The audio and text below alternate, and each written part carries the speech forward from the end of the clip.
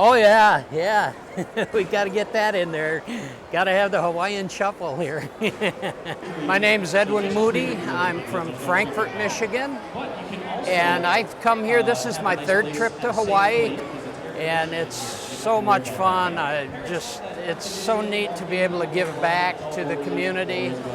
And it falls right in line with what I do. I don't charge for doing this kind of stuff. Well, I've carved pumpkins since I was 6 years old. Started with jack-o'-lanterns like everybody did. And 30 years ago, my son was about to turn a year old. And I decided to start carving a little differently to make it something special for him on his Halloweens. I started using power tools, and that didn't work that well, and I settled with knives. Probably 90% of my work is done with that. So I did that for 10 years, 12 years, and I started dreaming about, I kept hearing about these 400-pound pumpkins, and I imagined them something about like this, and I'm thinking Cinderella's carriage. And I took a new job in Traverse City as an electrical inspector. I came around the corner after doing the inspection. Here's 20 giant pumpkins from 200 pounds to 590 pounds in a guy's yard.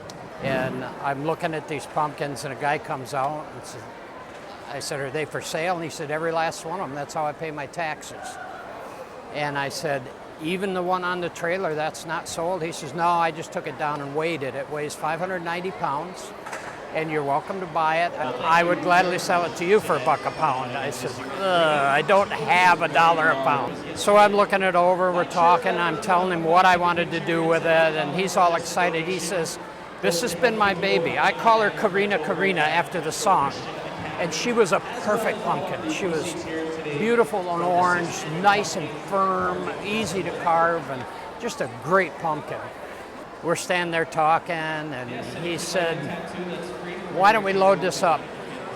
I said, I can't afford it, Philip. I said, I just can't afford it. He says, well, how much money have you got? I said, I've got $180. He said, I'll take it. The neatest thing for me was in 2012 when we sat right behind here. I had a 1,399-pound pumpkin I brought in, and I carved it. One of the recipients of the charities was the USO. And in 1970, I was in the Army in Korea. I was 21 years old, my first Christmas away from home. Bob Hope, Lola Falana and the Gold Diggers, Johnny Bench, Phil Silvers, and a ton of other people came and did a USO show, made my Christmas, and tens of thousands of other GIs that made our Christmas. And I always felt that I owed Bob Hope a favor. That year, I carved that pumpkin in front of between 500 and 600 military families and got to pay it back. And Bob Hope was looking through that skylight, smiling at us. And oh man, it gives me the willies to think that I finally got to return what he gave me.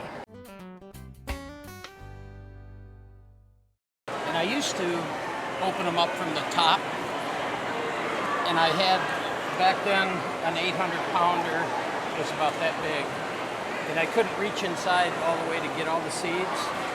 So I had a little 3-step ladder, and I climbed up on that, and I was reaching, and I fell inside of it. My legs are sticking up, and I'm flailing, and fortunately, nobody came by and saw it. And I was able to wiggle around and turn around and get out of it. But after that, I started cutting them open in the back like this.